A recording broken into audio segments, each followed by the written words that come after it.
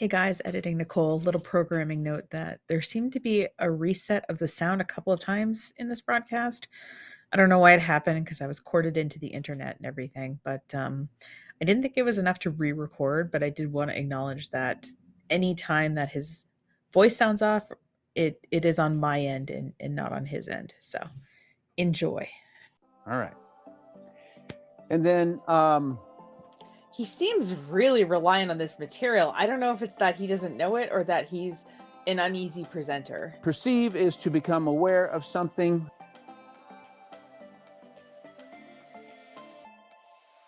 Hey everyone, and welcome to Nicole Reacts, where I, Nicole, react to online marketing gurus that I find on the internet. My qualifications for snark and commentary that I've owned a marketing company for 15 years. In that time, having worked with hundreds of clients on marketing strategy and implementation. So one of my toxic traits is that I leave a lot of tabs open on my phone browser. I am at like 40 now, which is low, but one of the tabs that is currently open is Tim Sales. Now, I don't know why he's open in my mobile browser. What I'm wondering is if I got served a Tim Sales ad while I was watching a YouTube video or something and thought, ooh, this guy would be good. So, anyway, like I said, he was just open on my phone for whatever reason. I definitely have never heard of him. So, yeah, I thought we could react to one of his videos because he's a network marketing trainer. I don't just react to network marketing trainers, by the way. I've reacted to Marie Forleo, Lewis Howes, Amy Porterfield, Jenna Kutcher, you name it. I've reacted to them. And if I haven't, they're hopefully going to be on my list. Now, speaking of that, if you have people you want me to react to, please leave it as a comment on this video. Or if you want, you can fill out the contact form of the website. My current goal for this channel is monetization, so if you can subscribe, that would be fantastic. I have to have 1,000 subscribers to be able to monetize, and I'm a little over halfway there at this point. So literally everybody is helping. So before we watch this video about how to craft social media posts to generate leads, which I think is very relevant because it is a marketing thing, I wanted to look into Tim Sales a little bit. By the way, it's quite the name, huh? Tim Sales, and you're in charge of selling things. I don't know if that's his real name, I'll be honest with you.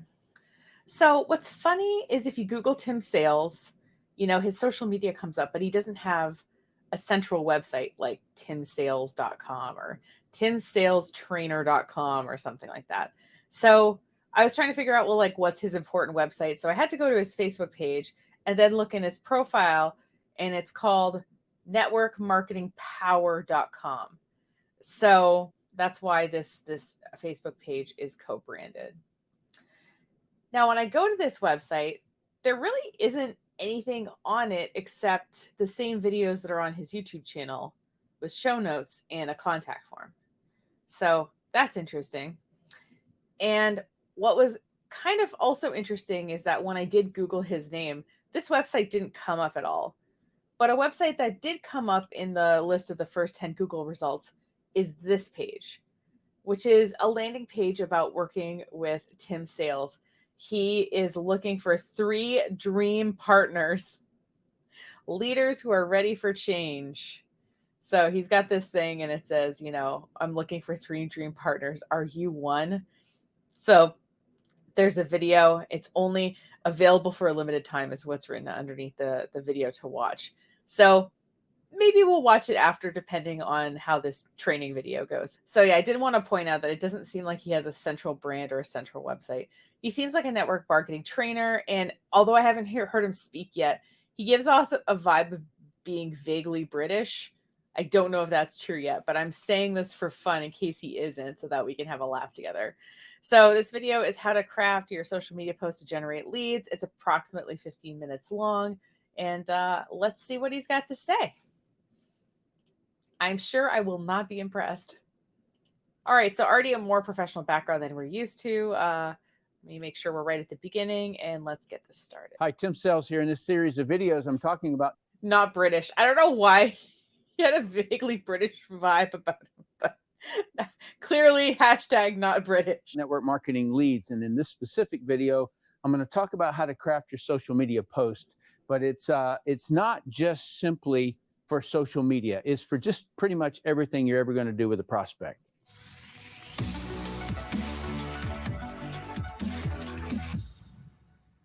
Guru trailer.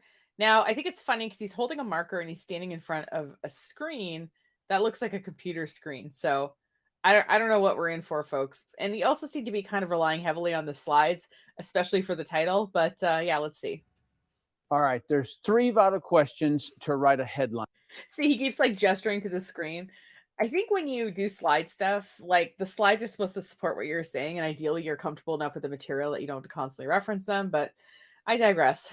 And that's going to be like your opening of your social media post, or it's going to be the top on any kind of a advertisement you would ever do, and pretty much slides or anything else, right? So what I'm doing here is that I'm orientating you in terms of like where we are in this series of videos, all right? So what desire is motivating your prospect?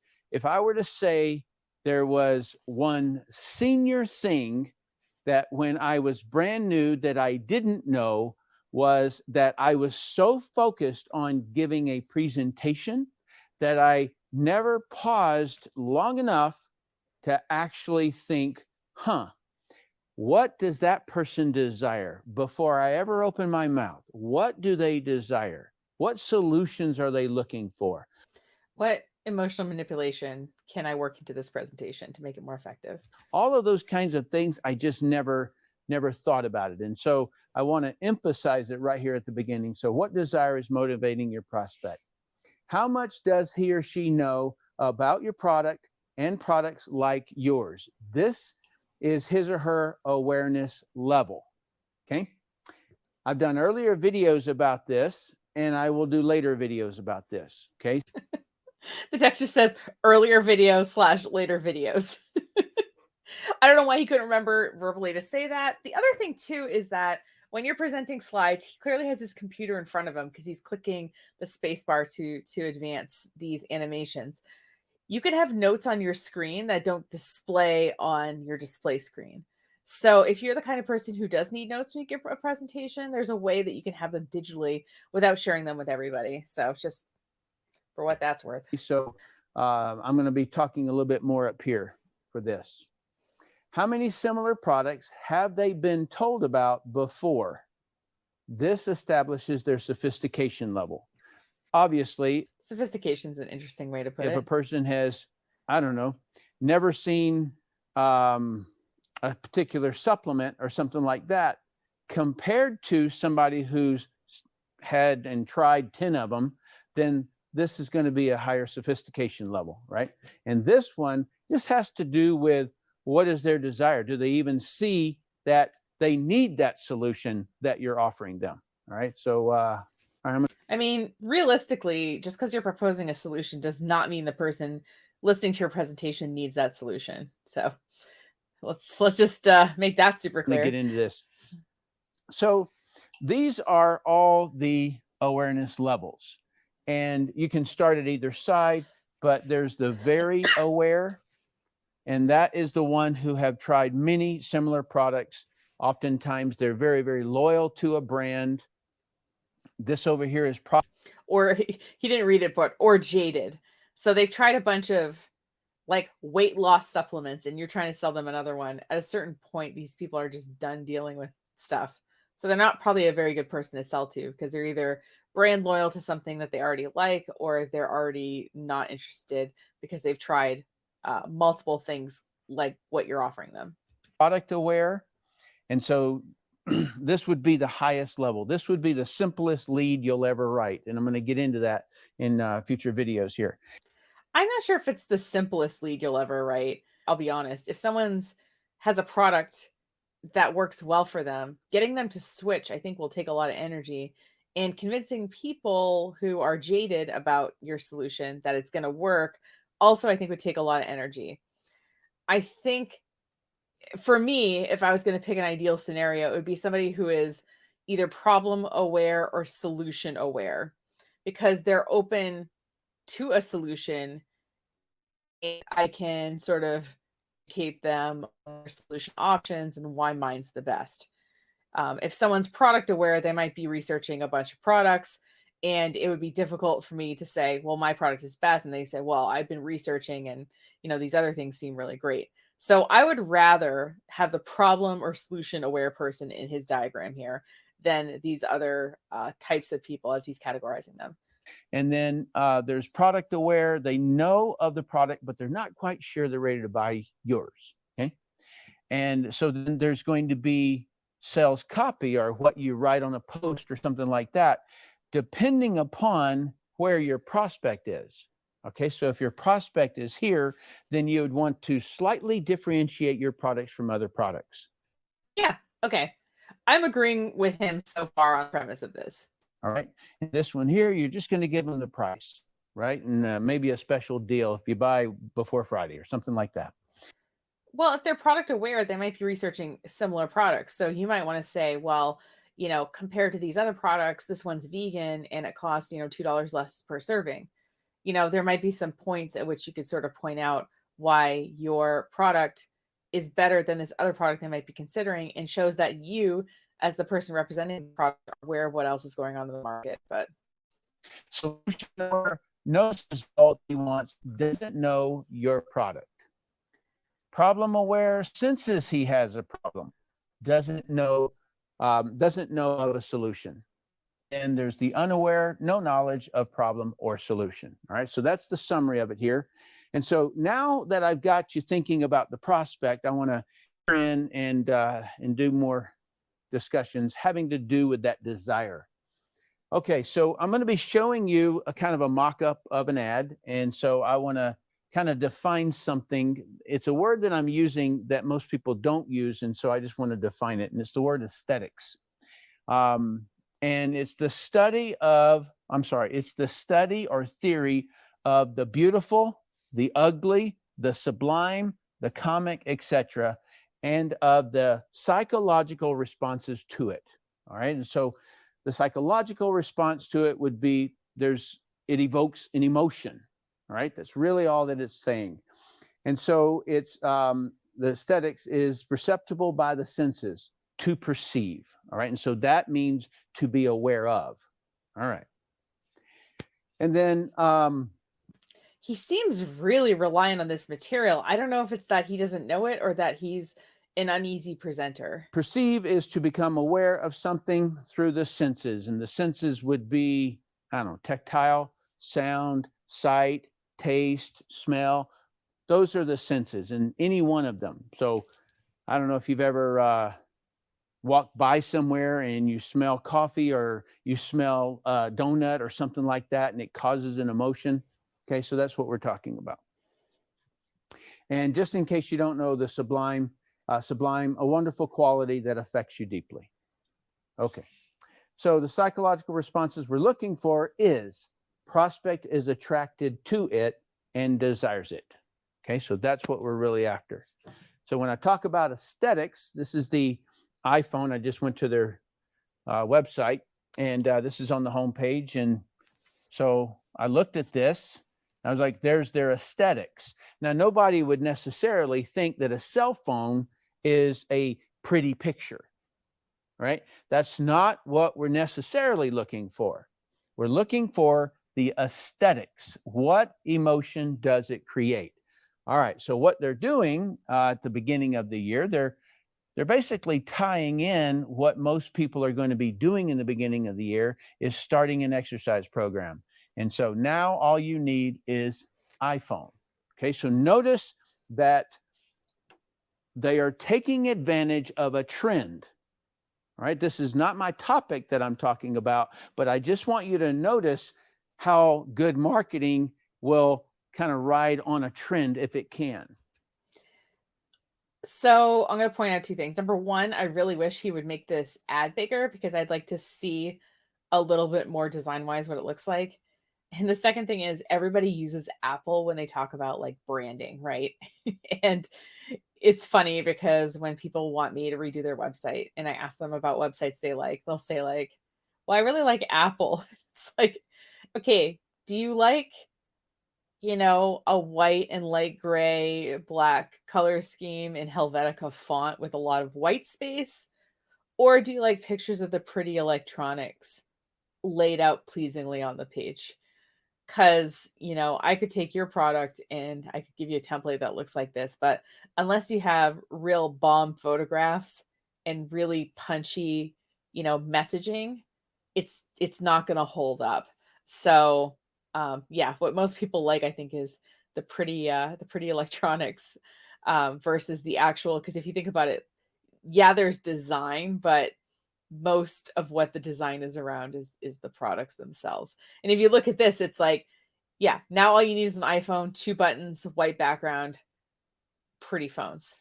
So, in general, when you think about what you like about something, it's nice to think about, like, okay, if I would put my stuff in this design or whatever, would I still like this? Or do I just like the thing I'm looking at? Do I like the picture of the pretty cup of coffee or the pretty electronics? Or, is this just an item I want to own? Okay, so it's fitness, Apple Fitness Plus. Now all you need is an iPhone. Okay, and then this would be considered the headline. And so when you hear me use the phrase headline, and I'm going to be using it a lot, what it means is it's your lead. It's the first thing you want the person to look at. Perhaps sometimes they're going to look at the image first, but then they might jump up. Okay, but normally it's there in a social media post. It's obviously right at the top, and then all of your body copy. This is what they call subhead, and this is just a small piece, but then you could click and you can go read more. Now, the other thing to remember, right, this whole thing is that this image is like this wide. Okay. So that small print is not going to be readable as a social media image. It doesn't look like a social media graphic to me.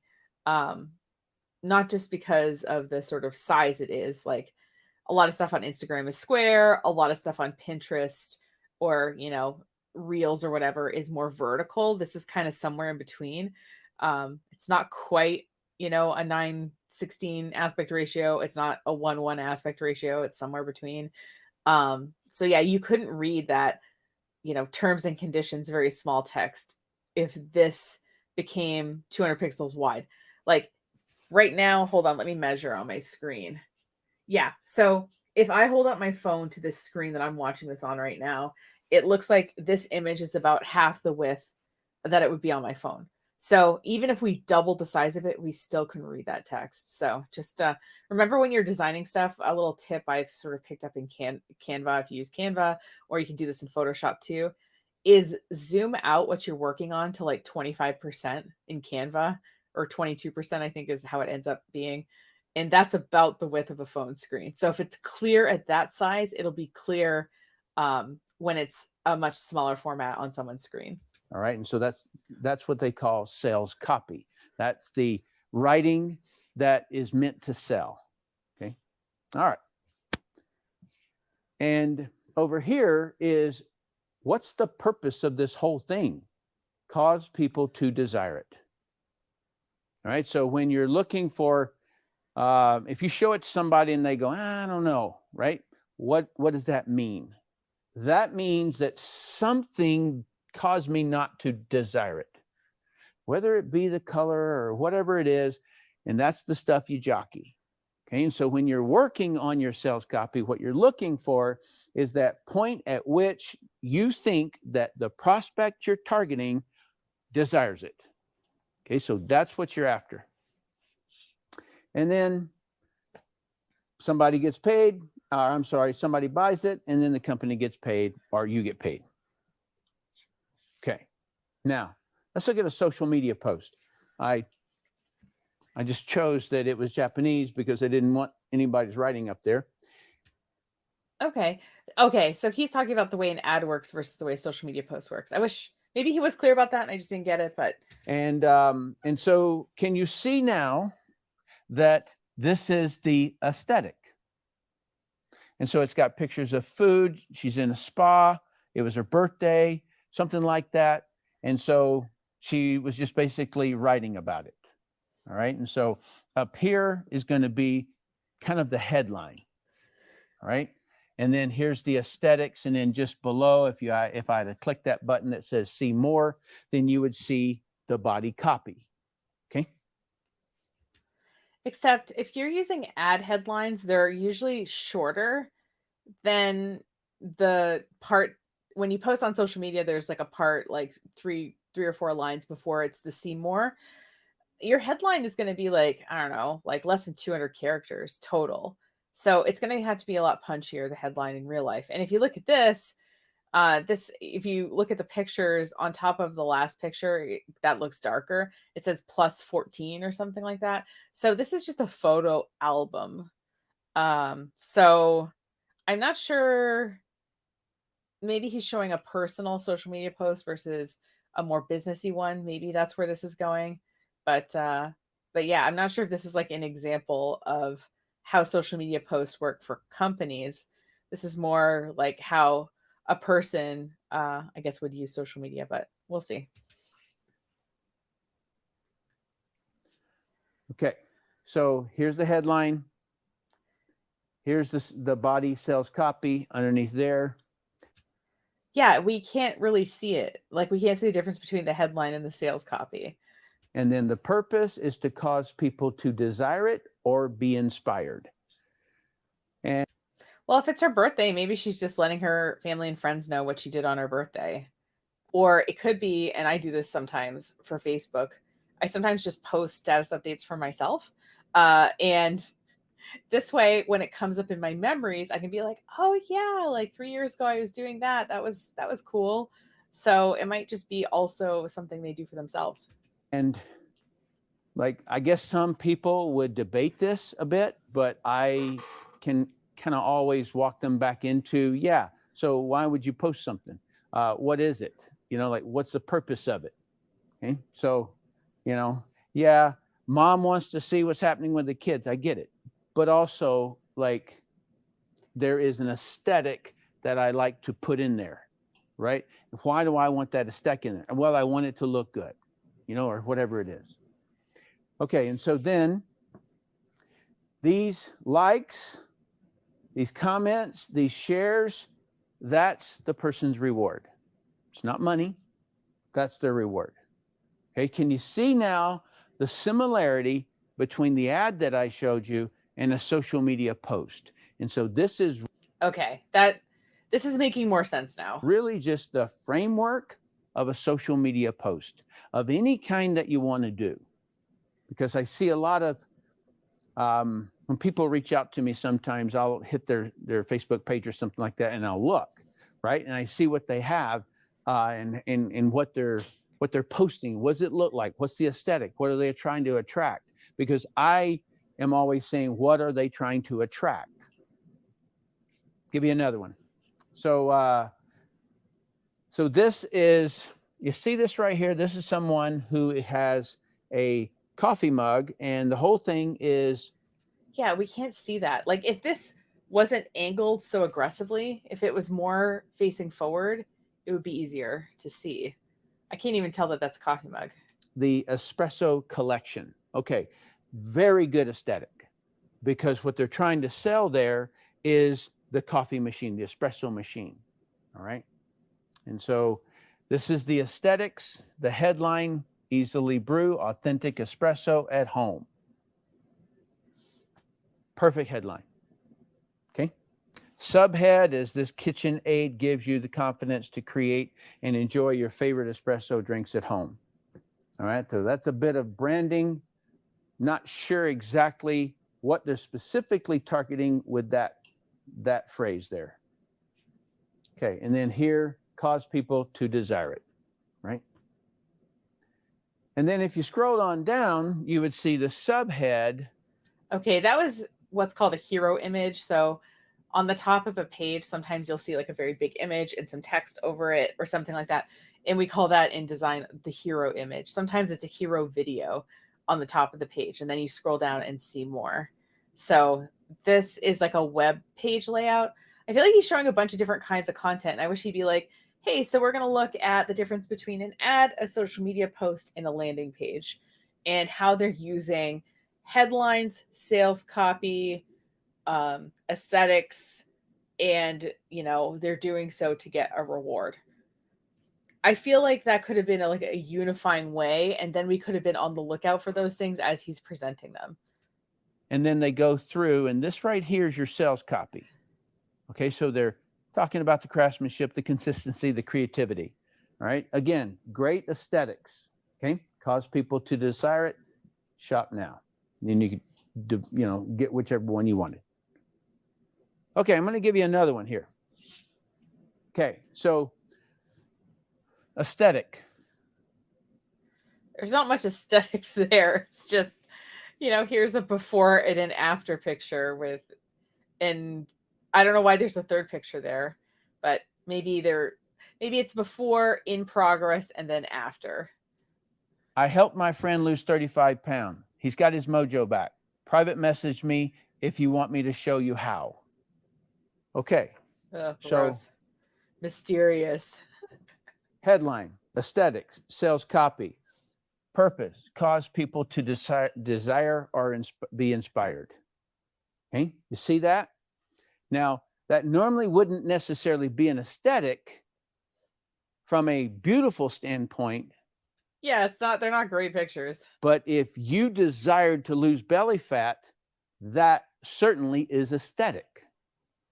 Okay, so now that's the main thing that I wanted you to get out of this video. I don't know why he kept holding that like white, I don't know, it looks like a marker or a piece of chalk or something. I don't know, maybe I thought he was gonna like draw on the screen or something. Is that a lot of times when you follow agencies, marketing agencies and stuff like that, they'll brag and they'll show you different things.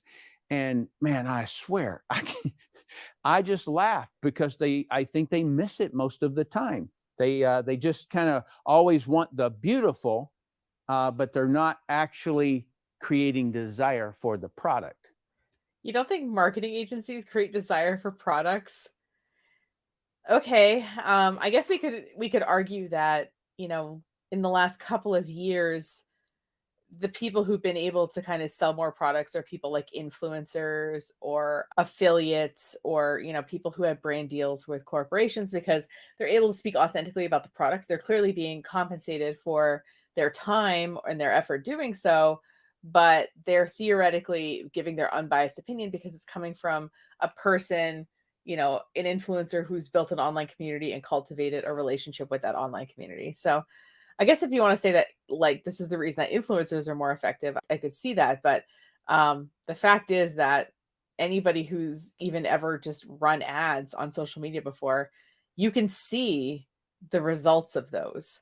But yeah, but to say that marketing agencies aren't effective in their marketing, I feel like is a little bit interesting. I wish he would have like screenshotted an example of an ad clearly made by a marketing agency that wasn't effective. That would illustrate his point. And I see the same thing on, multi-million-dollar ads, Super Bowl ads and stuff like that.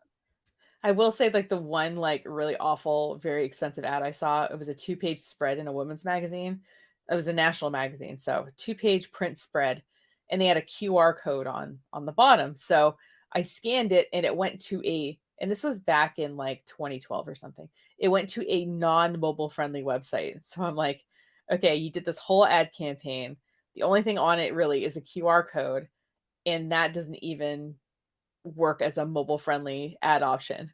But like that's what people are using to scan the QR code. So that's the only kind of big advertising thing I've ever seen that was like I thought a complete failure. But he's acting like this is a lot more common. Like I said, let's see some examples backing him up. Okay. All right. The less brand awareness you have, the more sales copy is required. Okay, so that's the reason that it would be private message me if you want me to show you how. And I'll get into what that means, show you how. It has to do with what's known as a mechanism, and I'll talk more about that in other videos. But it's the item that is going to get the result. Okay. All right. So notice I hit the unaware, problem aware, solution aware, and product aware in one post. How? For me, that ad we just saw of the guy who lost weight is a solution aware ad. The person who sees that ad knows the results they want and they don't know about your product. Or they might be problem aware. They might say, "Hey, my body doesn't look the way I want it to." So to me, like that ad hit the problem and solution aware. I don't get how it hit the other ones. Okay, because even if somebody was unaware that there was a possibility to lose fat, he just learned it. If the person was problem aware, in other words, they knew they had a problem, but they didn't know any solutions, it was just there because of the aesthetics. Okay, solution, so forth. So, all right. So, again, I'll be going deeper into this. And then he realized he couldn't explain the other one, so now he's going to advance the slide. So, I just wanted to summarize this. All right. So, give me your thoughts on the similarity between social media posts and sales copy. All right. And so, in the comments down below, tell me what you think in terms of like, is it similar? Right? Have I shown you that it is basically the same thing? All it has to do is the content. It's the same thing except for the content. Well, the content's kind of everything. I will say, like social media posts, not all of them are trying to sell you something. I can give you a couple of examples of ones that I have on my, business social media accounts that we share on a pretty regular basis that aren't trying to sell anything. The first is I have a little section of content that I call like marketing funny. That's what it's called in our content scheduling system. And it's all these marketing based memes.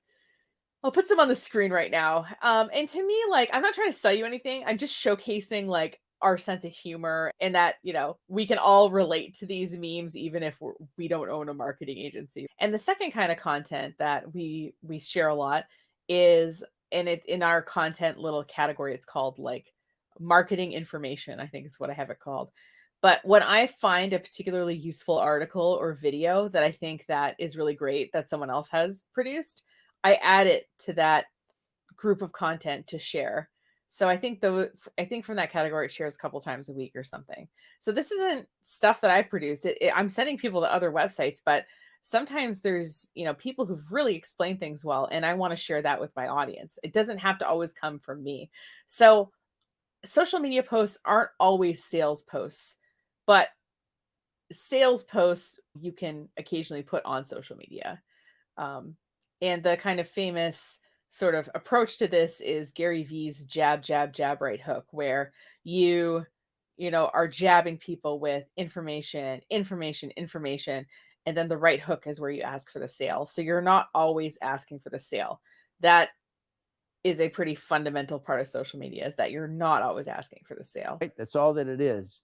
Also, I highly recommend that you study why some posts get more likes, comments, and shares than others do. Right. So start differentiating those and try to figure out the aesthetic part of it, the headline, the copy, all of that stuff. Right? I think this is smart because it encourages people to kind of study what's going on in their market. And since it's always changing, it's never a bad idea to do that. Right. So if you haven't already, please like, share, and subscribe. And also, if you want to join our Telegram group, you're welcome to do so. It's where people can ask questions, and they ask a lot of questions. And I'm able to answer everybody who answers questions, and everybody sees them. So I appreciate you watching. Thank you. Telegram. Interesting.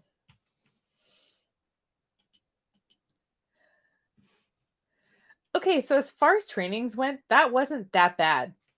I mean, the visuals could have been better presented. In particular, if you're showing examples of posts, it would be nice to be able to actually see them properly. And, he could have obviously done a couple more examples maybe and sort of organized the presentation in such a way that we knew where it was going so that we could have been more participatory as he showed the examples. And I would love to see examples of posts from marketing agencies that are completely ineffective that he laughs at. That would have been great. Now, I really want to watch his video where he's looking for 3 dream partners, because the language of partner implies that you'd be coming on board his business, but he says, "Let's work together to build your business," and "your" is underlined. So I'm a little unclear here. I'd also like to see him do a sort of salesy video. We just watched a training video. I'm wondering if he's more comfortable doing the salesy videos. So let's watch this one. I don't think it's that long. I don't know if it'll let us do full screen, but we'll try. Hey, Tim Sells here. If we haven't met yet, I've spent the last 30 years or so in the network marketing industry. And in the past 7 years, I have 57 millionaires as well as 5,401 who've averaged $250,000 a year. And when I look back at those people, and um, He seems much more comfortable here, doesn't he? it's just such a big impact on those people's lives. And it's just like my life. And I'm going all the way back to 1989, where when I first started, I didn't quite know what to do and things like that. And then there were times that once I started building, there was shaky ground that I was on, and I navigated various different paths, and I, like really figured it out. And so now I'm in a situation to where I know I can help people. And so I'm just looking for people who it would be the right fit. And so what I got to do here is I created a video that comes just after this video, and it is how to evaluate a network marketing company. And the reason that I've got to do this is because in 30 years as a consultant to a couple of hundred network marketing companies, I got behind the scenes and saw a lot of stuff. And so he's not in network marketing, but he's a trainer. He will show you how to do network marketing well because, not being involved in a network marketing company, he's able to see the processes of what he said, hundreds of network marketing companies. It's always a little suspicious, isn't it? If it makes that good money, why isn't he doing it? and what I wanted to do is that I wanted to record this, and this is brand new one, um, and it's because I wanted to go into detail. And I've got a lot of friends in the network marketing industry, in companies all over the place, and so I don't want to invalidate any particular company or any person or He hasn't looked at his notes once. Notice that. anything like that. And so, but I do have to give examples, and so I have to kind of tuck this in behind just everybody out on the web. And so that's the reason that I'm asking for your email address in order to get access to it, So, yeah, he wants you to give your email so that he can try to sell you something later on and to give you access to this to video. watch that. And then once you've watched that, I'd prefer if I say study it. And that would be far better because I believe that you will really grasp an enormous amount of knowledge about and certainty about how to evaluate a company. And then after that, I'd love to schedule a private and confidential Zoom with you, and see if we can work together, see how I can help you. So if you're interested in that, then put your email address in there, and watch the next video. Thank you. Okay. Thought there'd be a little more to it than that.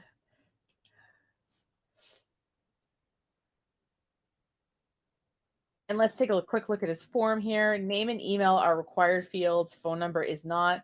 But there's a checkbox that says, I'm a 100K plus earner, and I would like to talk to Tim confidentially. So he only wants to talk to people who are already making $100,000 a year. Cool. Yeah, I don't really know. It seems like Tim has some organized slides and is able to present them. I'm not sure he knows the material inside out enough. I'd love to see him answer a question off the cuff. I think that would give me a better sense of how well he knows the material, but I'm not going to join his Telegram group to do that. So if you've been watching this channel for any length of time, you know that I'm not a fan of multi-level marketing companies, network marketing companies, social selling companies, or anything else they're going to brand themselves as in the future. And I will say this is a personal opinion that I have. And I have a video on my channel here that I made a couple of years ago about the reasons that as a marketer, why I cannot do my job effectively if you come to me and you're a subcontractor for a network marketing company, why I can't be effective for you. And it's a bummer for me because I really want to make the people I work with, I want them to be successful. I want them to make more money. I want them to have easier processes. I want them to be working less on marketing tasks and all of that. And in a network marketing scenario, it's difficult to be effective, to be honest. And it doesn't mean that the person who approaches me is ineffective. It just means the business model is ineffective. So go watch that video if you want to. like I said, it's a purely like from a business standpoint kind of thing. So, and I've never really seen anyone else make a video like that. So if you're on the fence about network marketing and you want to get a perspective that I haven't seen anywhere else before from a marketer, go watch that video. But I think he doesn't seem like a very confident presenter unless he's trying to sell you on joining his business opportunity. Notice he didn't even look at his slide. He made like very constant eye contact with the camera. And to me, that says that he seems a lot more comfortable selling you into his business than he does teaching you about how to do marketing tasks.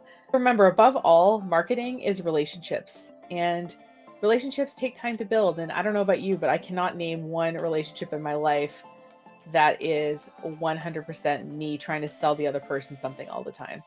So take time with your social media, your email marketing, and any other marketing you do to think about what the person you want to do business with, what kind of information they'd want to see, and create some of that instead of just trying to sell them something. It'll be more effective in the long run, I guarantee you. Thanks again for watching. Have a great rest of your day and see you next week. Take care.